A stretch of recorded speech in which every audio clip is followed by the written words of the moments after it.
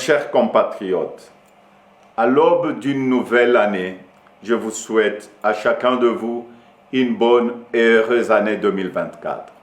Qui dit année nouvelle, dit résolution personnelle. Nous venons de vivre ensemble une histoire qui nous lie à jamais.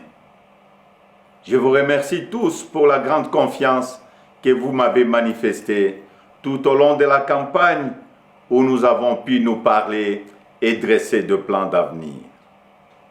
Je remercie tous mes alliés pour leur soutien. Je vous remercie tous pour le vote massif que vous m'avez accordé. Au cours de nos rencontres, j'ai constaté que nous voulions tous un avenir meilleur pour nos familles, nos enfants. La sécurité pour tous, la santé, les écoles, l'eau, l'électricité, de routes, de ponts, de bacs, de l'emploi, le salaire décent, un logement. Toutes ces choses simples qui devraient faire la dignité de tout Congolais, nous en rêvons.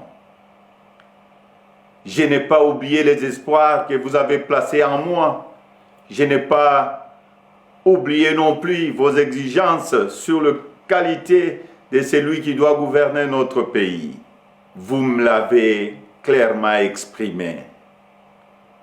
Vous voulez que le pays soit dirigé par des hommes intègres, ayant le sens de la justice et du bien commun. Vous exigez qu'on vous rende compte et qu'on vous associe plus étroitement à la gestion du pays, tant au niveau national, provincial que local. Lors de cette campagne, j'ai pris vis-à-vis de vous un engagement, celui de changer le Congo. Je n'entends pas le trahir. Depuis le braquage électoral du 20 décembre, dont nous sommes tous victimes, nous vivons une énième usurpation de notre souveraineté. De partout, j'entends monter des cris d'indignation, des cris de contestation, des cris de colère, des cris d'exaspération. Au mépris de l'expression populaire, un régime ici de la fraude, de la tricherie et du fait accompli veut s'imposer à nous. Il n'en sera jamais question, absolument jamais. À l'aube de cette année nouvelle, au cours de laquelle nous aspirons à la paix, à la sécurité, à la stabilité et au développement, nous savons tous que nous ne pourrons jamais bâtir une nation apaisée et tisser le lien du vivre ensemble sur le mensonge, la fraude et la tricherie. Nous ne pourrons jamais bâtir un pays, un État, une nation sans retrouver notre fierté qui appelle à pouvoir choisir librement nos dirigeants. Le serment de liberté que nous ont légué le Père fondateur repose sur le lien sacré qui doit exister entre le peuple congolais et ses représentants. Tromper notre peuple ne fait qu'aggraver la lancinante crise de légitimité qui perdure dans notre pays et nous fait passer à côté de grands espoirs. Mes chers compatriotes, à vous tous qui avez porté vos suffrages sur moi, à vous tous qui savez qu'ensemble, un nouveau Congo est possible, je vous fais le serment de ne jamais vous abandonner. Nous entrons aujourd'hui dans une autre phase de notre quête pour la liberté. Nous devons ensemble soustraire notre pays des mains de la prédation, de la corruption, de la gabegie et de toutes les injustices. C'est pourquoi, avec d'autres compatriotes, avec les forces sociales et politiques et prise de liberté, un sursaut citoyen est nécessaire.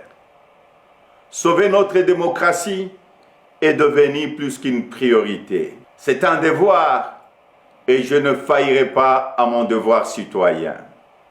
Raison pour laquelle je vous demande de ne pas baisser le bras, de ne pas céder au découragement ou au pessimisme, mais bien au contraire, de reprendre la marche que nous avons engagée ensemble.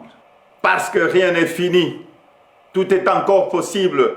Et ce nouveau Congo, nous y avons droit et nous ne laisserons à personne le droit de briser le rêve que nous avons de le bâtir ensemble. Notre Constitution nous invite à nous opposer à tout groupe d'individus qui veut prendre le pouvoir et s'y maintenir en dehors de la volonté du peuple congolais.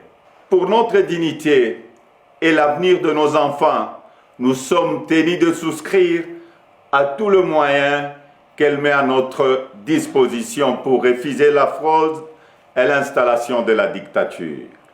Peuple congolais, tenons bon, restons mobilisés. Le temps de l'action est venu. Par des actions pacifiques, démocratiques, nous allons résister et reconquérir notre droit le plus légitime, celui de faire échec à la fraude et de reprendre en main notre destin avec le dirigeant de notre choix. Amis partenaires, frères africains, les Congolais n'ont-ils pas le droit de vraies élections?